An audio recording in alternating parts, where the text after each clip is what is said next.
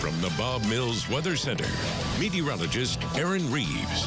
Well, chilly today across the area. Clouds, a few sprinkles, some flurries, and temperatures didn't go too far. Mainly 30s and 40s to the east, slightly warmer out southwest where they did get a little bit more in the way of some sunshine. Saw some beautiful pictures from the Wichita Mountains earlier. In the meantime, we're all quiet. Our next storm system that everybody's wanting to know about is going to arrive Tuesday. It's well out to our west now over portions of Nevada and dropping to the south and east. That's eventually going to swing down through Texas and then up to the north and east from there. We're going to be on the cold side of it, so to speak. It's marginally cold air, so it's going to be cold enough to produce some snow, but a little bit too warm for that to really accumulate efficiently. More on what that means here in a bit, but that's the track of the storm that's going to be rolling through Tuesday.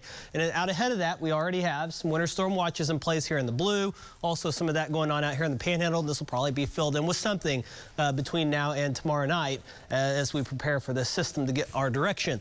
It moves through as we head into Tuesday afternoon. Tuesday night, we'll have this area of snow, the heaviest with this track, mainly down across Texas, just north of that low. So where the heaviest activity would be, and we'll see some heavy wet snow bands potentially develop with lighter mixed to light snow ahead of the north of that. And then this will gradually just move northeast through the evening and overnight hours, taking that precip with it. So here's that timeline, starting off likely as some rain, then mixing with and changing over to some snow, heavy wet snow, kind of a mix. And once again, that's really going to impact our potential for accumulation. Here are those limiting factors. Even though it could be heavy enough snow to really accumulate, temperatures near to above freezing will allow that to continually melt while it's accumulating. Ground temperatures are a bit on the warmer side.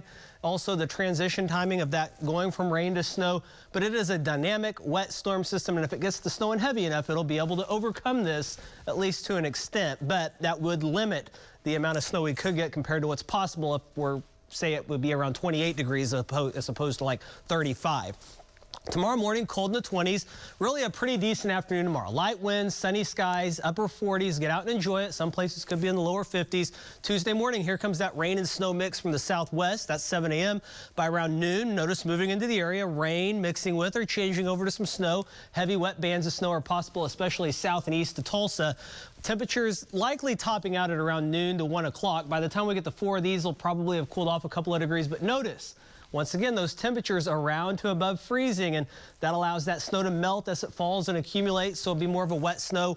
Could still impact travel as it falls fast enough. We can see some slushy roadways, some grassy and elevated surfaces accumulate, and as we head towards the later part of the day, around 11 o'clock midnight, starting to pull out, still some light snow in the area, and then most of it out of here by Wednesday morning. But notice these lows generally in the lower to maybe mid 30s, and once again, that impacts the snow, and then temperatures back into the upper 30s and low 40s by Wednesday afternoon. So here's kind of a rough idea of what we think might happen as far as accumulations. Once again, with temperature profiles like we're seeing, it's really hard to pin this down. So these will very likely change between now and then, and a fluctuation of a degree or two either way could impact these as well. But the higher elevations of the Ozarks and the southeast Oklahoma mountains could see the highest amounts, maybe 4 inches plus. This blue area, maybe 2 to 4, and then traced to maybe a couple of inches in the wide areas. So that's what we're thinking now. Once again, mainly slushy roads, also potentially some closing. Temperatures not really too cold for like horrible wind chills, and with the nature of the heavy wet snow kind of weighing things down, that could lead to a couple of power outages. So